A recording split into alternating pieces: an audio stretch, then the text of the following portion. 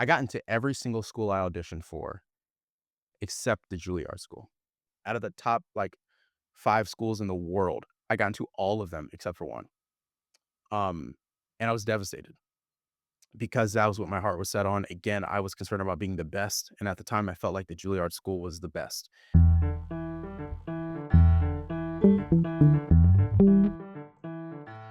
What's going on, everybody? My name is Hassiem Muhammad, and you are listening to The Actor's Instrument, where we discuss the essential qualities you need to stand out in the entertainment industry. This is a special bonus episode. In fact, it's such a bonus, I don't have a script for it. I'm literally making this up as I'm speaking to you because one of our recent guests on the show, Lana Young, known for her roles on Bull and WandaVision, has insisted that she interview me on the show. So this episode is us flipping the script, turning the tables. I'm going to be your guest for today. I'm not going to be self indulgent and read off my resume. You can check it out on my website. I'm an award winning actor. I've performed on TV and on stages around the country. I consider myself a working actor. And most importantly, for your purposes, I am the host of The Actor's Instrument. All righty, Lana. Hi, everybody. I'm Lana Young. I am the current co-host of the Actor's Instrument, and today my guest is the actual host, Hassiem Muhammad. Thank you very much, everybody. Give him a round of applause. Oh boy, here we go. Here we go. This is an experiment. I always marvel at interviewers because I know that they have such rich lives, but they pour all of themselves into learning about other people that we rarely get a look into what makes them tick themselves. So That's here fair. we are, folks. You're about to learn about your host, Hassiem Muhammad. Alrighty. So Hassiem, I want to take us all the way back to little Hassiem Oh in boy. South Carolina. Mm-hmm. And I wanna know the moment you or someone in your family recognized that you had a flair for the dramatics or creative or singing. What was the first thing that someone noticed about you? Yeah, this was actually pretty easy. So, and I'm gonna try and I can be long-winded. I'm gonna try and be a good interviewee. So I have 6 sisters. What? Um, yeah, 6 sisters. I'm the only boy, big family. I Bless currently you. have 8 nieces and nephews, so always just have had a huge family. And growing up, we were in I guess you'd say like a lower socioeconomic class growing up. And so, both of my parents worked a lot. So we had a lot of time where we were home alone and it was big sister watching little sisters and little brothers. And we played pretend. We were the generation before video games, right? I guess you say on the cusp. Like we had video games, but it wasn't like we didn't spend a lot of time with them. Like we played them once in a while, but it wasn't a big deal. Um, and so we play pretend all the time, and we liked to reenact our favorite TV shows and movies. What were So they?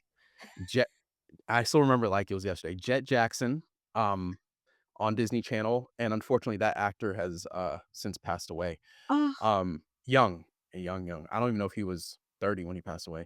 oh. Um, Jet Jackson, and then Kim Possible animated series, and Home Alone. Home Alone was my favorite to reenact. We would set booby traps around the house Oh my god. and put each other through these booby traps. Yeah, so that was like when I look back, like, oh, when did I first start acting? That was it in my living room in our house.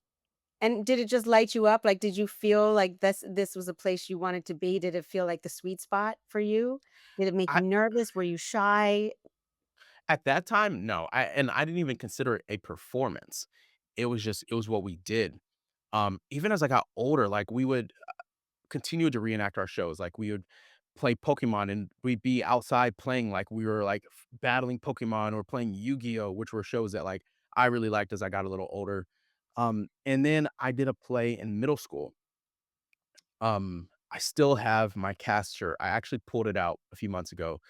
Um, because the director of the show and the woman who I credit with helping me to fall in love with acting just passed away recently. Oh, I'm so Um, sorry. What was her yeah, name? Brandy Owensby. Um, that was a tough day because I had no idea. This literally was 2 months ago. I went to reach out to her, Mm. and I have her phone number. I don't know why I didn't remember that, but I went to reach out to her, and I was like, "Oh, let me just Google and get her email address because she teaches at a school." and I Googled her and obituaries popped up. Mm, Just not a 4 fun days. way to find out. No, just in just 4 days. Like, Oh. she'd just passed away. I hadn't heard anything, I hadn't seen anything on Facebook, which was really jarring, as I'm sure you can imagine. So she directed me in a production of Mulan Junior when I was in 6th grade. A friend of mine, Destiny Costello, encouraged me to audition, and I did and got cast, and that was the first play I ever did, and literally, when I was 12 years old, doing Mulan Junior, you know, the audience getting that standing ovation, it was at that moment that I said, "I want to be an actor." Oh, yes, a standing ovation will definitely be that for you. You're like, "I could do this forever?" Like, why would you wanna do anything different?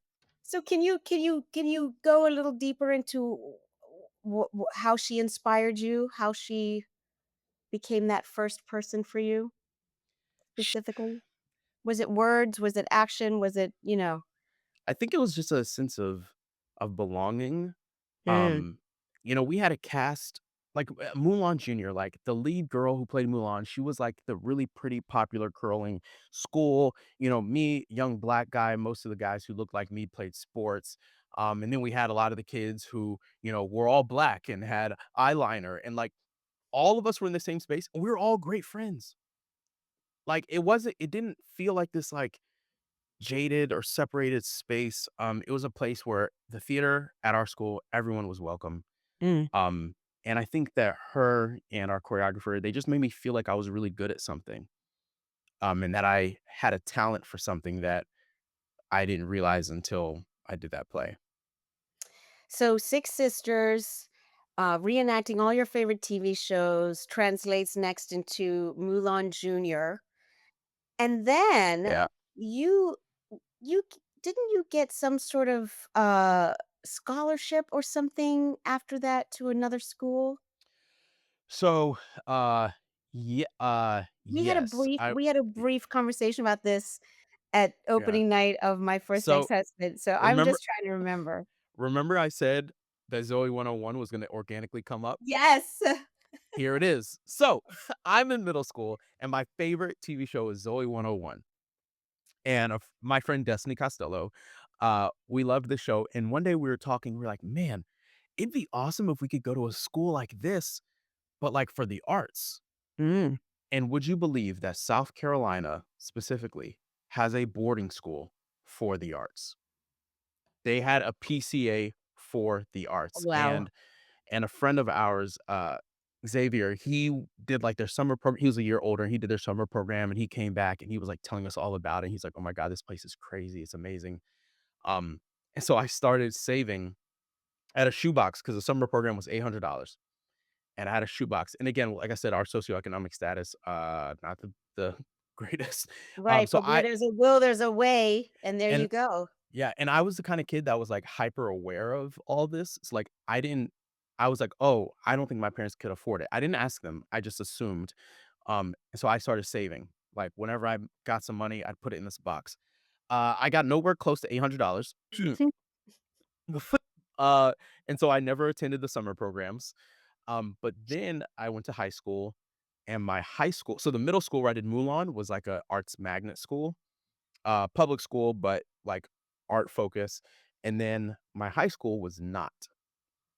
And the Governor School for the Arts was a school that, as an actor, you could attend for your junior and senior year of high school. You had to audition. It's still a public school, but you had to audition, and you would live there if you got in.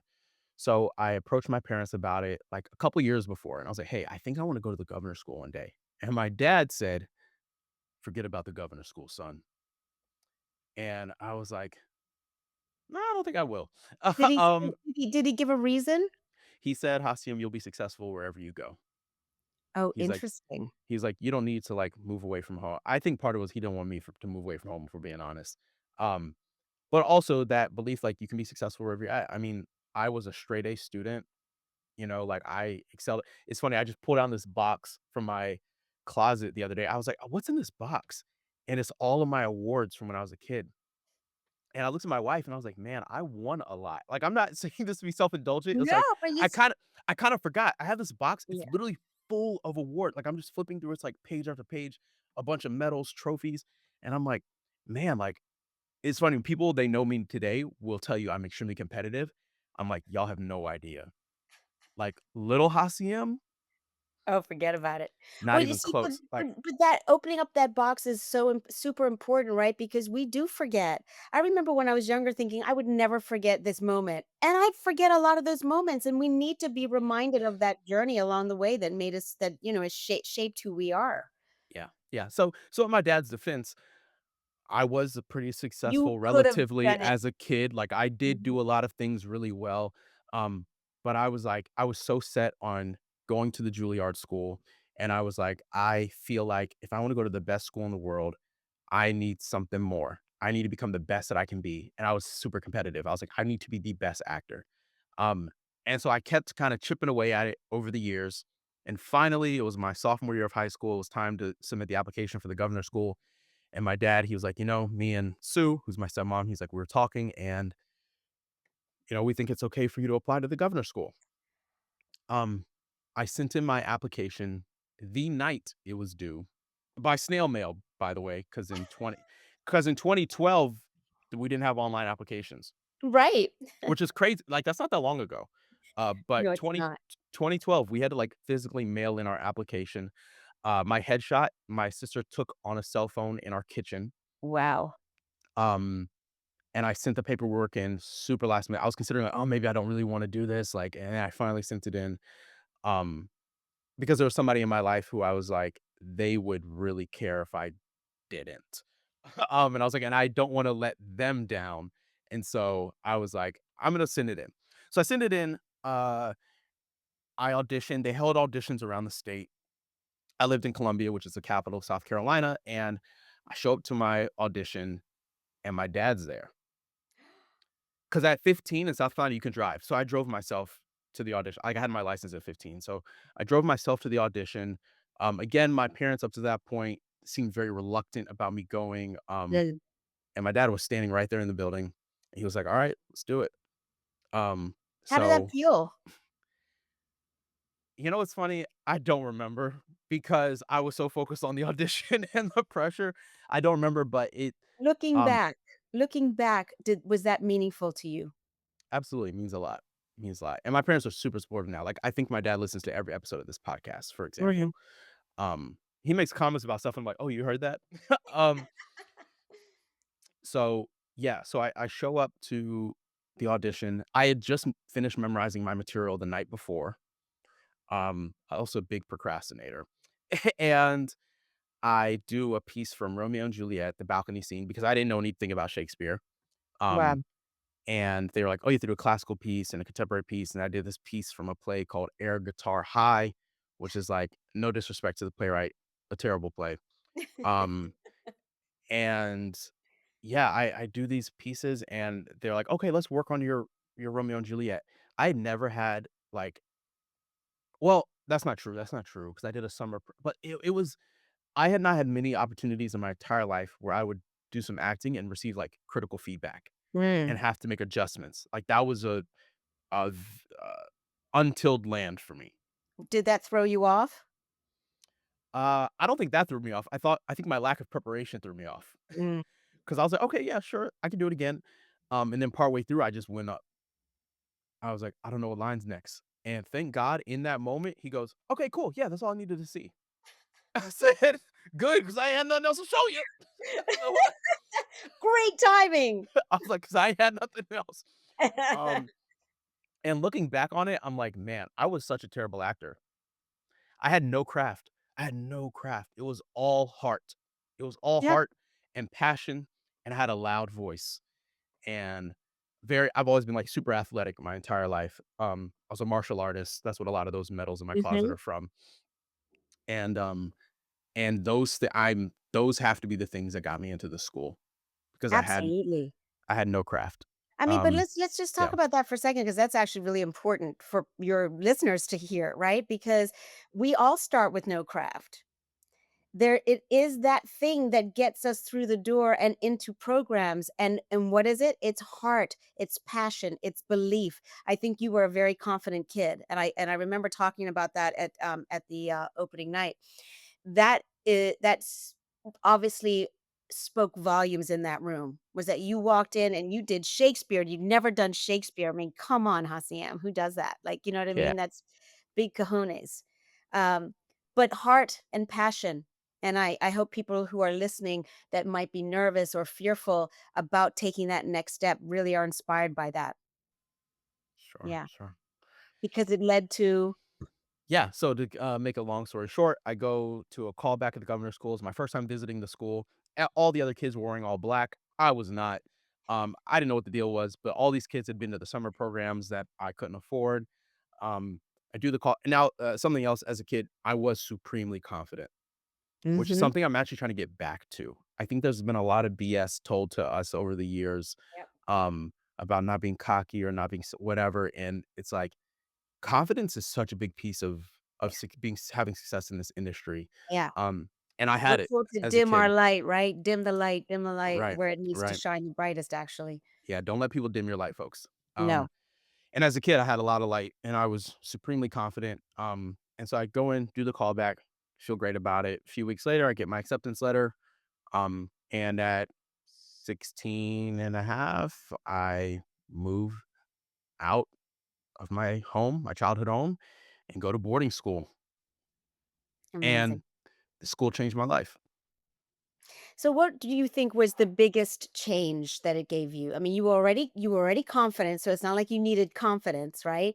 You had passion. What did it do for you? For those of your listeners who are listening and wondering if a program is something that they should pursue. I had no skill, I had no process. It gave me those things. It taught me what it was like to be a part of an ensemble. Um, I learned about the history of the theater. I learned about, we had a film study class. We had this assignment where every week we had to read a play and write a report on it. Again, I was a straight A student until I went to the governor's school. It's the first time I ever made a B in my life, Wow. right? What was the B on? Do you remember? I don't remember, and but I remember being at the, accepted students, like, orientation with my dad and the head of the drama program saying, like, "Hey, a lot of these kids come in and they were highly successful where they came from," and he literally was, like, talking about, like, me. He was like, and he was like, Your grades may not be what you're used to them being," and it was fine, like, it wasn't a big deal, like, I still graduated in the top 10% of my class, which at the governor's school, my class was 99 people, so I graduated in the top 10, which is nothing to scoff at a No. school that, I mean, excels. I mean, we had 100% college acceptance rate. It's a great school. Basically, the school is like the Hogwarts for the arts. That I sounds mean, like fun. it's literally like that. Like you show up and like the campus is designed after a Tuscan villa, and so Wow. yeah, it's like beautiful. It's like kind of dumb that it even exists, even to this day. And I'm actually going to be there in a few weeks to perform for their 25th anniversary. But Very cool. um, yeah, this kind of magical place.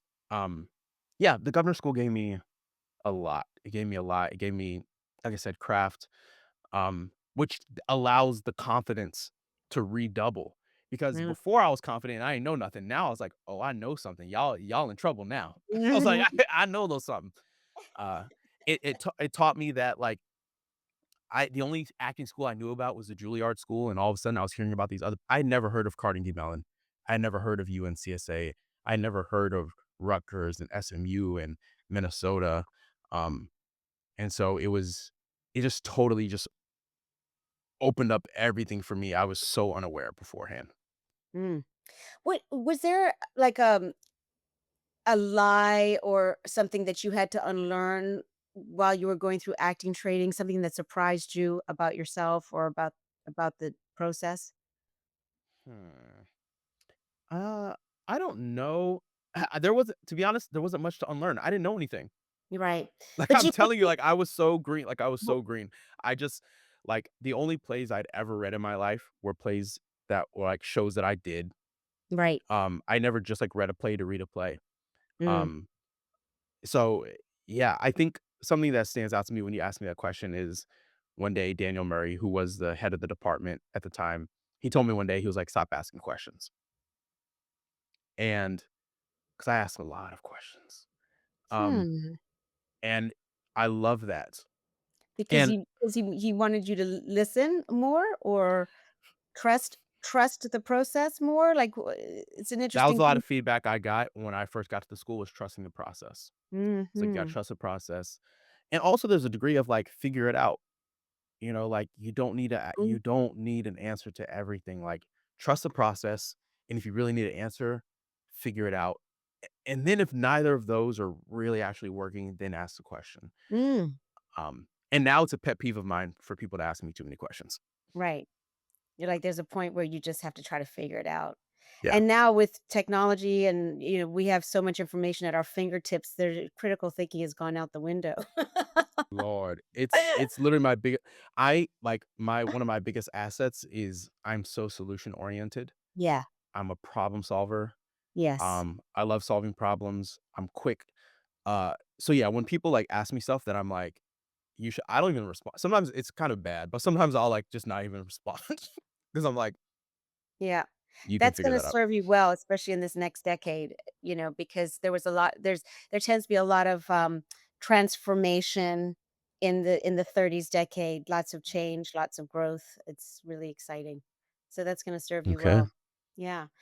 Okay, so you had an incredible experience. Now you're double trouble because not only are you strapped with so much confidence, but now you know stuff, right? Yeah. And what happens next? You're still confident that this is the journey you're on. You're going to be an actor. What's the next plan? Absolutely. So next is college. Um, Auditioning for colleges, the governor school, that was the other thing, really set me up.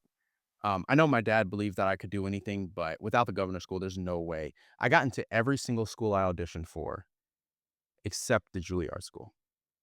Wow, how did that make you feel? Now this is really important. Terrible. I cried my eyes out. Yeah, I was devastated. And again, I got into Carnegie Mellon. you got into all the I schools got into except for the one UNCSA. you really wanted to go to. Yep. I got into like literally out of the top like 5 schools in the world. I got into all of them except for one. Um, and I was devastated because that was what my heart was set on. Again, I was concerned about being the best. And at the time I felt like the Juilliard school was the best. And I didn't want anything less than the best. And here's where your dad's words could resonate, right? You're gonna do well wherever you go, right? But when you get a blow like that in a moment when especially if you allow it to be a measure of your talent and skill level, which it isn't, by the way, just for everybody listening, if you don't get No. into Juilliard does not mean that you are not a good actor at all. God, no. Right? They have very specific criteria, and they're putting a company together, and there's 1,000 reasons why someone might not get into Juilliard, and Yeah, least of which is talent. absolutely. Yeah. So I got in everywhere else. um, So he's a superstar everywhere else. and got an offer for a full ride to UNCSA. Impressive. Um, and that's not why I chose to go there. To be honest, I know that sounds kind of crazy, and maybe people are listening like literally don't believe me, but I swear to you, that's not why I went there. I went to UNCSA because one at the time it was ranked in the top 5 in the world, so I was like, okay, I'm not like settling. Now it's like ranked top 3. They're doing really good. And I It was between UNCSA and Carnegie Mellon, for obvious reasons. And So I Carnegie reached out to me about coming up for, like, their, like, diversity weekend or something like that. And I was like, "Yeah, I'd love to visit." And they're like, "Alright, you just have to, like, book your ticket." So I don't know, sometime don't remember. Some time passed, I called them and was like, "Hey, I'd like to get a ticket to this diversity weekend thing." And they were like, "Oh, we don't have any more tickets." They were like, "But, we'd love to see you another time, like, if you wanna come up." And I was like, "Okay." And then a couple of my other friends from my studio who also got into UNCSA were like, "Hey, we're driving up this weekend," because it's like a 3-hour drive. And they were like, "Do you wanna come with us?" And I was like, "Yeah, why not? I guess so, like, since I'm not going to Carnegie this weekend." Um, so I went with them to UNCSA, and it was just, like, it was that moment where you're like, "Oh, yeah, this is it." Like, I sat in on classes, my mind was blown. I was witnessing processes that I was like, "I wanna be a part of this." mm, We got to see one of their student plays. It was amazing. Teachers were amazing, and the students were diverse, in so many ways, whereas Carnegie Mellon, no shade, I have a lot of colleagues now who went there and have been on the show and who I respect. But I remember on our accepted students page on Facebook at Carnegie Mellon, it looked like it looked like a catalog of models. I remember thinking that. I was like, "Oh, everybody's just, like, really pretty and kinda looks the same." And UNCSA was not that. Everyone looked interesting and like Uh-huh. they had, like, a story. And I mean, those kids at Carnegie Mellon, they're killing I mean, there are people in my class right now who, like, one I would have been in her class at CMU this year, she was nominated for a Tony Award. Wow. They're doing great. Um, but there was something about UNCSA that felt more authentic and real, and they didn't treat me like a number. Mhm. When I reached out and said I wanted to visit, they rolled out the red carpet for us, whereas CMU did not extend that to me.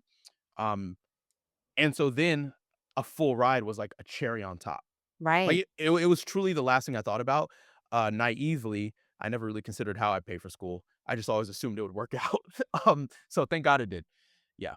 So then I So, went to UTSA. by the way, full circle, I want you to hold on to that thought. It's gonna work out. That is exactly what you need moving forward in your career. You just know it's gonna work out. Just be a little more open about how it works out and when it works out. But you Heard. already got it in you. You said that you had all this confidence and you're trying to get back there, right? And you know it's there. And so it's about like chipping away at all those words and things that people try to like steer you away from. Yeah. You Yeah, yeah. you know, you know it's going to work out. I No, love thank you for that. that. I do That's need to such a hold on to great that. it's such a great story. And you also did stage combat, right? You're pretty are you you're licensed or something, like something special. You're I'm not s just a stage combatter. No, yeah, to be honest, I'm pretty good. I'm certified in all 8 disciplines by the Society of American Fight Directors. I'm also certified in theatrical firearms. So, That's y exciting. So yeah. do you also get hired to do that as well for productions? Would you No, to be honest, it's kind of a different career path, Mm, which is a hard thing for me to juggle as somebody who does have multiple skills. yeah, I could absolutely be a fight choreographer. I'm not saying that because it's easy. I'm saying that because I know I have the skill. right. I have served as fight captain for certain productions, and like I was looking at my resume the other day. I think my last 3 or 4 shows required that of me. Mhm. So it's helped me to book a lot of projects. Um, I've done the Three Musketeers. I've done The Tempest, where I played Caliban and had to be Mm, extremely wow. physical. Yeah, I mean, this summer, I did Cymbeline and we had to fight. So it's come in handy a lot. And I actually just a show last month, I was movement director for. Um, Fabulous. yeah, because stage combat is like one of my many movement skills.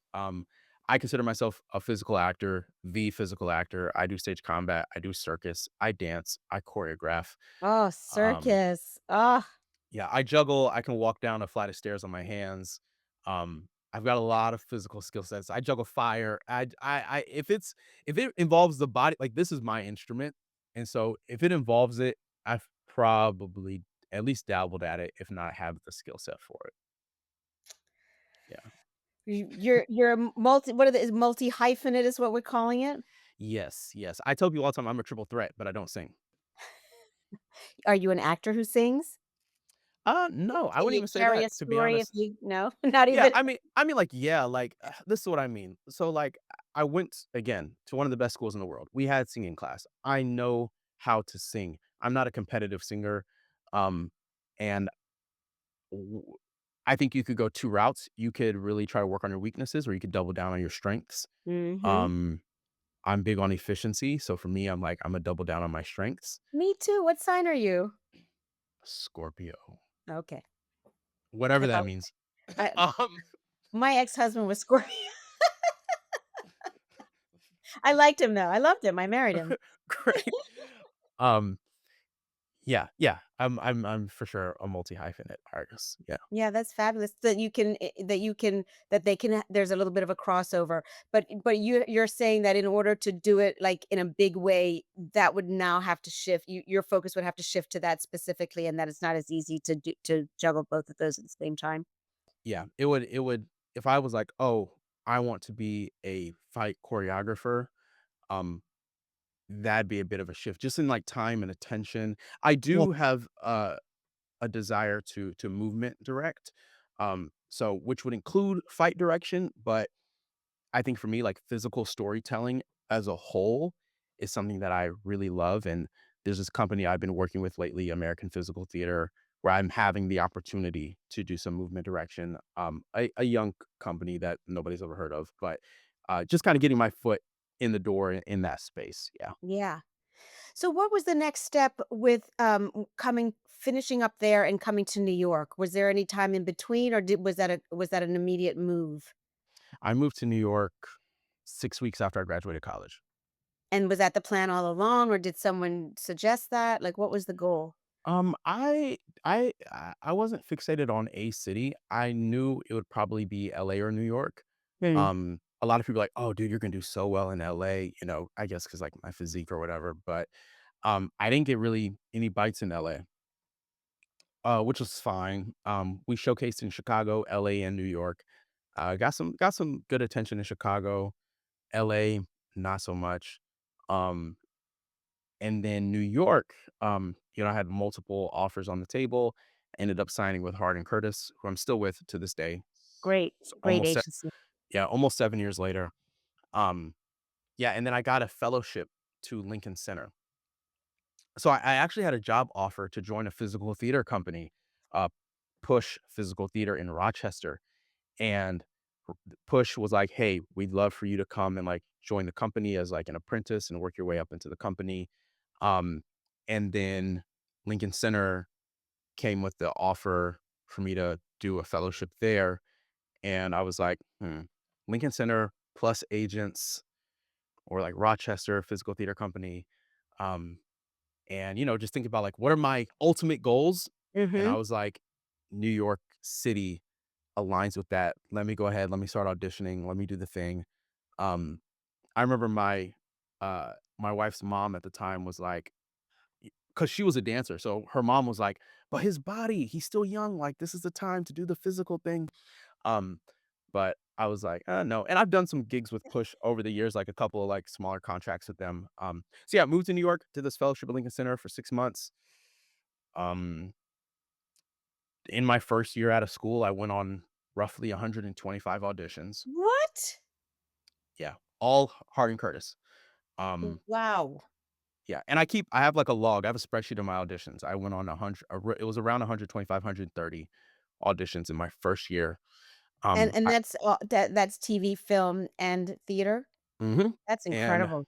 I booked a film 3 months out of school, indie feature, then I booked about 6 months out of school, my first play, and, like, 2 weeks later, my first TV spot. That's S amazing. They Yeah, must have loved you. They were, like, patting themselves on the back, like, I "Good guess so. pick. Good No, pick in I that mean them." pretty strong first year, especially because like, in school, our teachers were like, "Don't expect to book in your first year." Like, Right. which is fair, and I tell people that all the time. I'm Yeah. like, "It takes time to build relationships and, like, get used to auditioning and stuff." Um, so I was fully prepared, I was like, "I don't care how long it takes." Like, I'm down for success no Great. matter what. So if it takes me a while, cool. Uh, thankfully, I had some success in my first year, got my equity card, got my first TV appearance. I had one line in Madam Secretary. Um, Do you remember what it was? they don't make them like they used to. That was it. And I'm so mad because I dropped the end of my line. Not good technique, folks. And that's the take they used. And Oh, so no. I kind of like trail off at the end. And I was like, oh, I should have like, Gotta keep it solid all the way to the full stop. yep. And I only had one line. But it's whatever. Yeah. So that was kind of my first year out of It's school. learning, learning, learning. You know, when I moved to Los Angeles, I didn't have an audition for 2 years, and that's because I no one told me not to go to SAG and join. Killer Flood, the day the dam broke, made me SAG eligible, and then I went to drama school, and I was in London for 2 years, and then when I moved to LA, I went straight to the SAG office and joined with 1 credit, 1 union credit on my resume, and that limits you, right? I couldn't build my Oh, you career. couldn't do the non-union stuff I and couldn't do the non-use, I couldn't build my resume, I couldn't get experience. Took me 2 years to get an audition. I did book that audition, but still, it was like, wow. No, yeah, I didn't join until they forced me to. that's what I tell everybody, do not join until you are a must join, and even then, wait until you g book a job, and then you can quickly pay. Yep, that was it. I booked, this was 2020, I don't know, 2, 3 years ago, episode of Blue Bloods, and my agents called me and they were like, they're telling us you have to join the union now." And I was like, "Okay, I guess I will." This is Um, it, this is it. yeah. So, what how has New York, I don't like to use the word humbled, but I'm gonna, just for lack of a better word here, like, humbled you, and how has it crowned you? It's tough. It's hard. You sacrifice a lot in terms of, like, quality of lifestyle here. It's dirty, it stinks. In summer, it's hot. In winter, it's cold. It's incredibly expensive. Um, so those are all the parts that, like, I kinda have this love-hate relationship with New York. Mhm. And I've never been, like, in love with any city in particular. It's never been about the city for me, it's been about the work. How's it crowned me? Um, I don't know if it has yet, to be honest.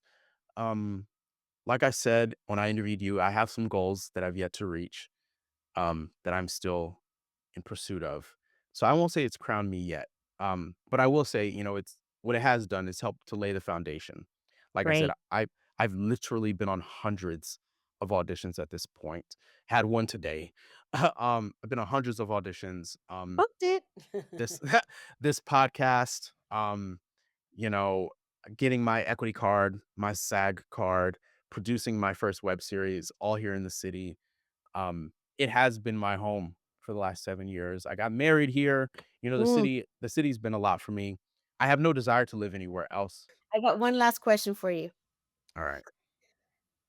If you had to record one last episode of a podcast and leave it as a time capsule for the next generation of artists, what would it say? What would I have to say to them, or who would I bring onto the show to Any talk? of it, whatever, however that looks for you, pulling from guests that you've had, experiences that you've had, what is the culmination of all the things that feel like inspiration to you that you would wanna leave to the next generation of artists?